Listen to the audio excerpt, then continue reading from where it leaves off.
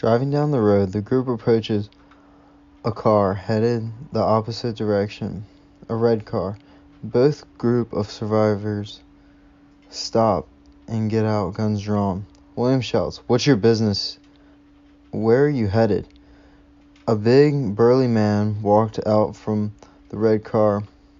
He had a big afro and was a heavier build. He said, I would tell you, but that's my fucking business."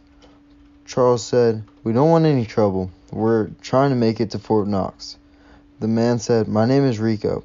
My camp got overrun by dead ones." William said, "We call them wasters."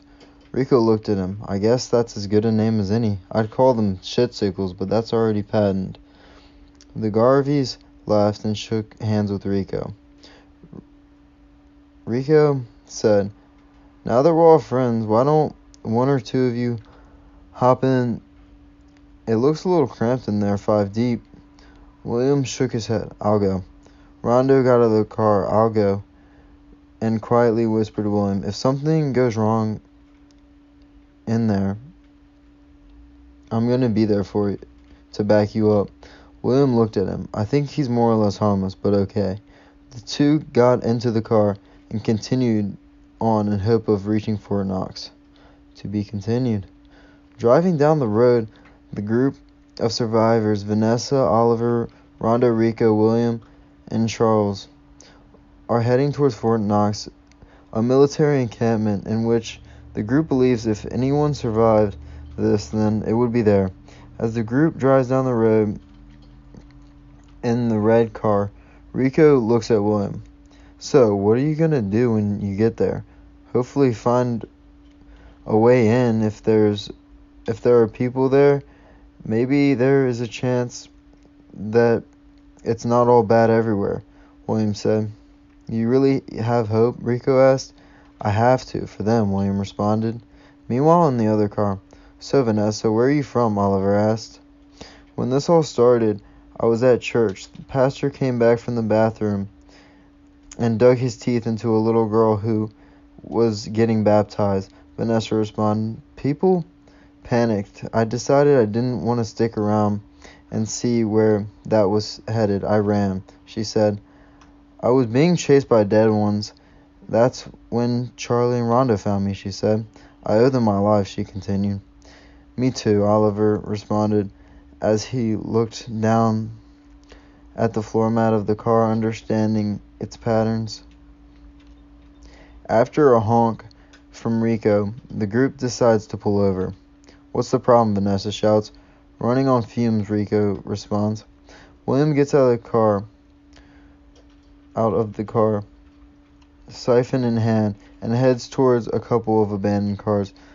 The group takes time to catch up.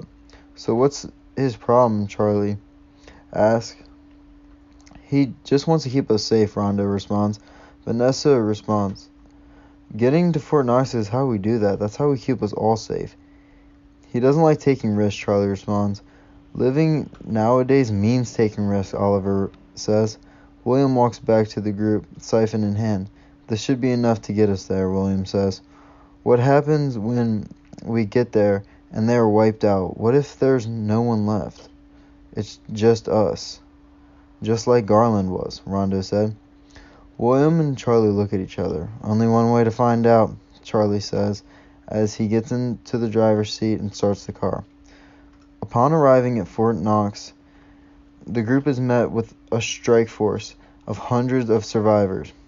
"Get out of the car and put your weapons on the ground. State your business here." William got out of the car. "We will get out, but we are not giving up our weapons. Let's talk." "What do you want?" the man said over the microphone. "A chance. It just gets harder every day out there." "We can't live out there," William said. "We are full. We are not accepting new members right now." William looked angry. "We can give you this map and a couple cases of water," the man said. "A map to where?" William asked. "The next place you're going to need to go," the man responds.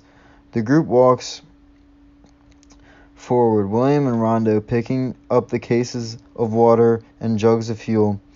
"Should be enough to get you to Mount Healthy, the man says. Why do we need to get to Mount Healthy, Rondo asks. Because it's your only chance of getting what you're gonna need. You people look like you have what it takes to defend yourself. But you can't survive eating bullets. I hope that you guys make it. I really do, the man says. The doors close of Fort Knox,